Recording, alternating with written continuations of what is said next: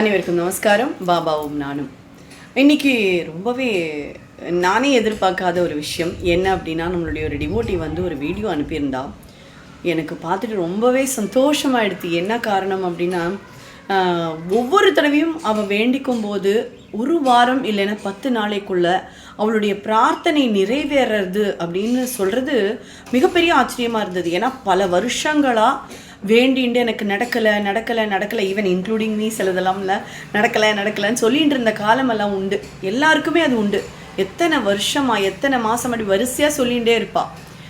ஆனால் இவாளுக்கு வேண்டிண்டு கிட்டத்தட்ட ஒரு 10 நாளைக்குள்ளேயுமே அவள் நினச்ச காரியம் எல்லாம் நிறைவேறது அப்படின்னா எவ்வளோ பெரிய ஆச்சரியம் இல்லையா? அந்த டிவோட்டி அவளே பேசி அனுப்பின ஒரு வீடியோவை தான் நான் இதோட சேர்த்து உங்களுக்கு அட்டாச் பண்ண போகிறேன். நீங்கள்லாம் பாருங்கோ. முதல்ல அவள் வேண்டும் போது நான் சைவமாக போகிறேன்னு சொல்லியிருக்கா. இன்னே நாள் வரைக்கும் எந்த நான்வெஜ்ஜையும் அவள் தொடரதில்லை. அதுக்கப்புறமா அடுத்த ஒரு வேண்டுதலுக்காக அவள் வந்து இனிமேல் நான் சுகரை எடுத்துக்க போகிறதில்ல. நீ எவ்வளோ பெரிய முடிவு தெரியுமா? தன்னுடைய வாழ்நாளில் சுகர் டச் பண்ண மாட்டேன்னு. நம்மளுக்கெல்லாம் தெரியும், 15வது அத்தியாயத்தில் சோல்கருங்கிறவர் வந்து சுகர் எடுக்க மாட்டார். ஆக்சுவலாக அவர் தேநீர் அருந்தும் போது, அதாவது டீ எடுத்துக்கும் போது அவனுக்கு போட்டு கொடு அப்படின்னு சொல்லி சேவகர்கிட்ட சொல்லுவார் அவர். பாபா சொன்ன மாதிரியான ஒரு நம்ம படிச்சிருப்போம் அத்தியாயத்தில். ஆனால் அது தன்னுடைய வாழ்நாள் ஃபுல்லாக கொண்டு நடப்பேன் என் பொண்ணுக்காக அப்படின்னு சொல்லிட்டு அந்த டிவோட்டி சங்கல்பம் பண்ணியிருக்கா. அது பண்ணி முடிச்சோட ஆசை வந்து கிட்டத்தட்ட 10 நாளைக்குள்ளே நிறைவேறிடுச்சு. அப்படிங்கிறது பெரிய சம்பவமாக தான் எனக்கு தோணித்தவா சொல்லும்போது. நீங்கள் அதை பாருங்கோ. ஸோ ஒவ்வொருத்தருக்கும் பாபா செய்யக்கூடிய லீலைகள் எவ்வளோ பெரிது அப்படிங்கிறது நம்மளுக்கு தெரியும். ஏதோ ஒரு மூலையில் அவர் வந்து ஒவ்வொரு தடவையும் ஒவ்வொருத்தருக்காக தன்னுடைய கரங்களை வந்து நீட்டி கொண்டு தான் இருக்கார். நம்ம எவ்வளோ தூரம் நம்புகிறோம் அப்படிங்கிறது தான் அங்கே மேட்டர். பாபாவை நம்ப நம்மளுடைய சந்தோஷங்கள் இரட்டிப்பாகிறது, நம்மளுடைய வேண்டுதல்கள் பலிக்கிறது, அதை விட நிம்மதி சந்தோஷம் வந்து சேர்றது, குடும்பமாக இருக்குங்கிறது தான் ரொம்ப முக்கியம்.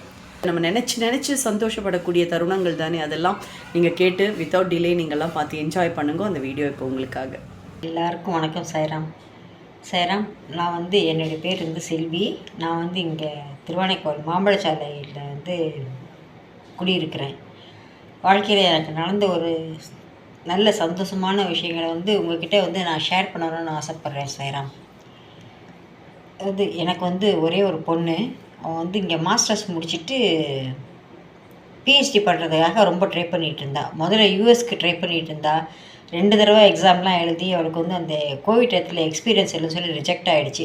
அதுக்கப்புறம் பாம்பே போய் எக்ஸ்பீரியன்ஸ் எடுத்தா, போபால் எல்லா இடத்துலையும் போய் எக்ஸ்பீரியன்ஸ் எடுத்துகிட்டு கடைசின்னு வேறு ஒரு 4 வருஷம் தொடர்ந்து கண்டினியூவாக அவள் ட்ரை பண்ணிகிட்டே இருந்துட்டு கடைசியாக அவளுக்கு இஸ்ரேலில் வந்து ஒரு வாய்ப்பு கிடச்சிச்சு. இந்த ஆகஸ்ட்டில் போய் 1ஆம் தேதி அவள் ஜாயின் பண்ணணும். இடையில வந்து 20 நாள் தான் டைம் வந்துச்சு அவளுக்கு. இடையில இந்த வார் 2 தடவை வந்ததுனால இஸ்ரேலில் வந்து எல்லாத்தையும் ஜாயின் பண்ணிட்டாங்க. எங்கேயும் போக முடியல. அதனால் என்னோடய மகளுக்கு வந்து ரொம்ப மன உளைச்சலாக ரொம்ப கஷ்டப்பட்டுட்டா. நான் அப்புறம் பாபா கிட்ட வேண்டினேன். எனக்கு இதுக்கு முன்னாடி ஒரு 3-4 நிகழ்ச்சிகள் நடந்தது, அது அப்புறமா நான் சொல்கிறேன். இந்த நிகழ்ச்சிக்கு அப்புறம் நான் பாபா கிட்ட வேண்டிக்கிட்டேன். பாபா, என்னுடைய பொண்ணுக்கு வந்து எந்த வித பிரச்சனையும் இல்லாமல் அவள் நல்லபடியாக இஸ்ரேலில் கொண்டு போய் சேர்த்து அவளுக்கு ஒரு நல்ல எதிர்காலத்தை நீங்கள் உருவாக்கி கொடுங்க பாபா. அப்படி நீங்கள் செஞ்சிடணுன்னு நான் ரொம்ப ஆசைப்பட்றேன். என் மகளுக்காக நான் கண்டிப்பாக வேண்டிக்கிறேன். என்னோடய வாழ்நாள் முழுதுமே இதுக்கப்புறம் நான் வந்து சர்க்கரையோ வெல்லமோ வந்து நான் சேர்த்துக்க மாட்டேன். இது வந்து சத்தியமான உண்மை.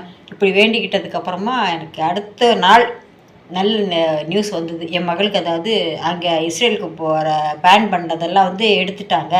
நீங்கள் போய் விசா அப்ளை பண்ணிவிட்டு 29-30க்குள்ளார வரணும். 1ஆம் தேதி ஆகஸ்ட்லேருந்து ஜாயின் பண்ணணும்னு சொல்லி ஒரு 10 நாள் மேக்ஸிமம் கேப் கூட அவங்க கொடுக்கல. நீங்கள் உடனடியாக போங்கன்னு. நாங்கள் அதுக்கப்புறமா வந்து உடனே பெங்களூரில் போய் அவளுக்கு விசா, இங்கே கிடையாது, பெங்களூரில் தான் விசா இருக்கணும். உடனே பெங்களூரில் போய் ஒரே நாளில் போய் விசா அப்ளை பண்ணி அந்த வாரத்துக்குள்ளார அவளுக்கு டிக்கெட் புக் பண்ணி எல்லா ஏற்பாடும் பண்ணுறதுக்கு ரொம்ப நாங்கள் வந்து தவிச்சு போயிட்டோம். ஷார்ட் டைமில் வந்து எல்லாமே ரெடி பண்ணணுன்னா கஷ்டம்தான். ஆனால் நான் பாபாட்ட வேணுன அடுத்த நாள் எனக்கு நல்ல நிகழ்ச்சி கொடுத்து இப்போ என் பொண்ணு வந்து 29 இப்போது ஜூலையிலே வந்து பெங்களூர்லேருந்து ஃப்ளைட் எடுத்து இஸ்ரேல் போய் சேர்ந்து 1ஆம் தேதி ஜாயின் பண்ணிட்டான் பிஹெச்டியில். நான் பாபா கிட்ட வேண்டின மாதிரியே அவர் எனக்கு எல்லாமே நல்லதாக செஞ்சு கொடுத்தாரு. அதுக்காக நான் பாபாவுக்கு அனந்த கோடி நமஸ்காரம் செய்கிறேன். என்னோடய முதல் அனுபவம் இது கிடையாது. இதுக்கு முன்னாடி நான் 2-3 தடவை பாபா கிட்ட நல்லபடியாக வேண்டி எனக்கு அதேவே நடிச்சு. எங்கள் அம்மா வந்து 2016 வந்து இறந்து போனாங்க. அவங்க வந்து ஒரு ஆக்சிடெண்ட்டில் வந்து கால் உடஞ்சி போய் கீழே விழுந்து நாங்களும் வந்து எவ்வளவோ ட்ரை பண்ணி பார்த்தோம். பிளேட்லாம் வச்சு அவங்களுக்கு ரெக்கவர் பண்ணுறதுக்கு எவ்வளவோ ட்ரை பண்ணோம். 3 வருஷமாக நீங்கள் நம்ப மாட்டீங்க, அவங்க படுத்த படுக்கையாக இருந்தாங்க. நாங்கள் 4 பேர் பொண்ணுங்க தான். ஸோ எங்கள் அம்மாவை எப்படியாவது நல்லபடியாக நீங்கள் வந்து கொண்டு வந்து சேர்த்துருங்க பாபான்னு வேண்டி பிரயாசப்பட்டு எல்லாம் செஞ்சோம். அவங்களால கடைசி வரைக்கும் ரெக்கவர் பண்ணவே முடியலை. நான் வந்து அந்த வியாழக்கிழமை போய் பாபா கிட்ட அழுதேன். பாபா கோயில் வந்து துவாக்குடியில் பிஹெச்எல் பெல்நகரில் இருக்குது. அப்போ எங்கள் அம்மா வந்து எங்கள் அக்காவோட வீட்டில் இருந்தாங்க காட்டூரில்.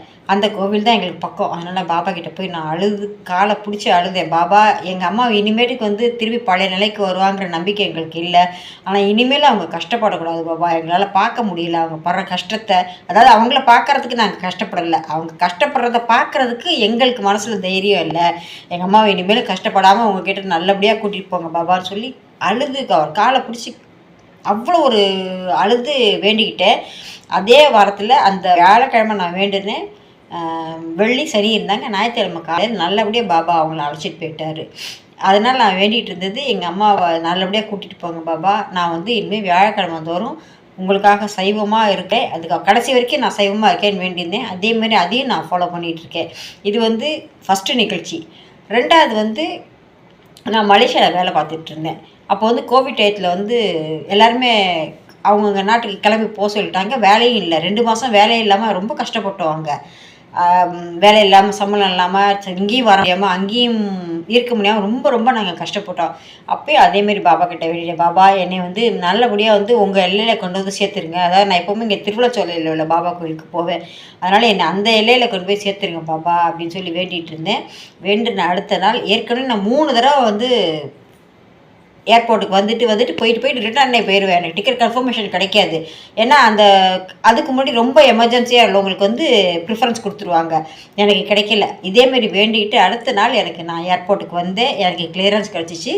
நான் நல்லபடியாக இங்கே வந்து சேர்ந்துட்டேன். இது வந்து என்னுடைய 2வது நிகழ்ச்சி. அப்புறமா தான் என் மகளுக்கு நான் வேண்டது 3வது நிகழ்ச்சி. அதனால் பாபா கிட்ட நீங்கள் மனம் உருகி உங்களுக்காக எந்த காரணத்துக்காக நீங்கள் வேண்டிங்கனாலும் பாபா கண்டிப்பாக செய்வார். அவர் மேலே நம்பிக்கை வச்சு நீங்கள் எல்லாம் நல்லபடியாக வேண்டி கொடுங்க, செஞ்சு கொடுங்கன்னு சொன்னீங்கன்னா அவர் கண்டிப்பாக செய்வார். இது வந்து என்னுடைய வாழ்க்கையில் நிறைய விஷயங்கள் நடந்திருக்கு. ஆனால் இந்த ஒரு 3 நான் முக்கியமான விஷயமா உங்ககிட்ட ஷேர் பண்ணணும் அப்படின்னு நினச்சேன். இதை ஷேர் பண்ணுறேன். அதனால் நீங்களும் உங்கள் மனசுக்குள்ள என்ன வேண்டுமோ பாபா கிட்ட வேண்டிக்கிட்டிங்கன்னா அவர் கண்டிப்பாக செய்வார்.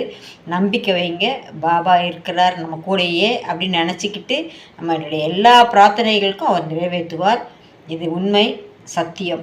ஓம் ஸ்ரீ சாய்ராம். இதை நான் சந்தோஷமாக எல்லாத்துக்கும் ஷேர் பண்ணுறேன். நன்றி சாய்ராம். பார்த்தேல்ல, அவள் இவ்வளோ அழகாக சொல்லியிருக்கா அவளோட எக்ஸ்பீரியன்ஸ் அப்படின்னு. அவள் வந்து முன்ன பின்ன அப்படின்னெல்லாம் அழகாக யோசிக்கலை. என்னென்ன நடந்தது அப்படிங்கிறது ரொம்ப ஷார்ப்பாக சொல்லியிருந்தா. இந்த மாதிரி உங்களுக்கான அனுபவங்களும் இருந்ததுன்னா தாராளமாக நீங்கள் இந்த மாதிரி வீடியோ எடுத்து அனுப்புங்கோ. நான் கீழே தரப்போகிற அந்த நம்பருக்கு நீங்கள் அனுப்புங்கோ. கண்டிப்பாக உங்களுடைய பதிவுகளும் இதில் பதிவு செய்யப்படும் அப்படிங்கிறத நான் ரொம்ப சந்தோஷமாக தெரிவிச்சுக்கிறேன்.